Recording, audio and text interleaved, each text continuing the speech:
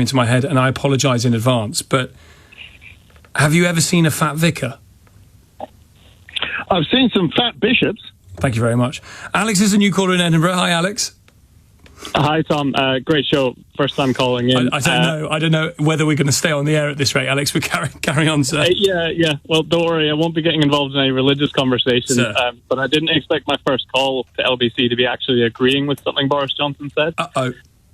Yeah, well, this is about how he was saying stress, sadness, those kind of things are affecting people's food choices. And, you know, there is more availability of foods these days, but he's completely right with regards to people know exactly what they should be eating more of, but it's making that choice is more difficult than it ever has been because of stress, emotions, and the environment that we're involved in.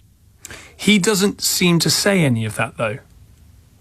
He was relating it to sadness, wasn't he? Yeah, there was an element of that, but is that general environment, or is that just how you feel? No, it's feelings-based. Sorry, that's where I was getting at. Yeah, I see. So because... So what are we saying? So because people feel a sadness that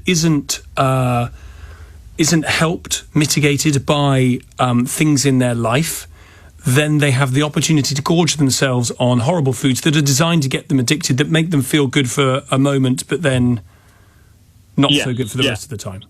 So I work with people who are trying to lose weight, and the biggest thing I see is that every choice or decision or behavior that they make is just trying to solve an emotional need.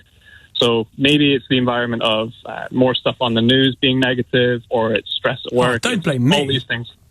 It's not blaming yourself, no. But what I'm saying is we have access to more inputs now. Like you open your phone 30 times a day, you're prompted with pictures of children in Gaza. You compile that with kids, work stress, other things, mortgages, and people just have to zone out in a way. They have to quell the emotional need that they have, and every decision or choice that they make is emotion-driven.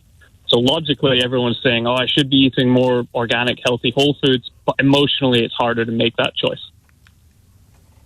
Why is it harder to make that choice? It feels great to feel great. You get the instant gratification of, you know, the dopamine from sugary foods or from scrolling on your phone or watching Netflix. And it's, as humans, it's really hard to overcome that instant need of This is an interesting reward, theory. stimulation. I like this. That this, actually, the obesity crisis in part is due to dopamine deficiencies. 100%, yeah. Wow, that's interesting. And the thing about dopamine is it's a self-deprecating cycle. So you'll get that initial buzz or hit from the notification or the Mars bar, but then you actually end up chasing it further and further, and the response gets lower and lower each time. And you, as a nutrition coach, see this all the time? I work maybe 5 or 10% with clients on what they should be eating, and maybe 90% of my job is helping them fix or understand why they're eating.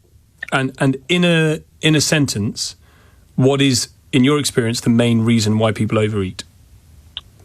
They don't have emotional coping tools. They know they're chronically stressed, but they always resort to food, alcohol, or some form of light entertainment like TikTok or Instagram, and they haven't developed emotional coping tools that are healthy for them. How interesting.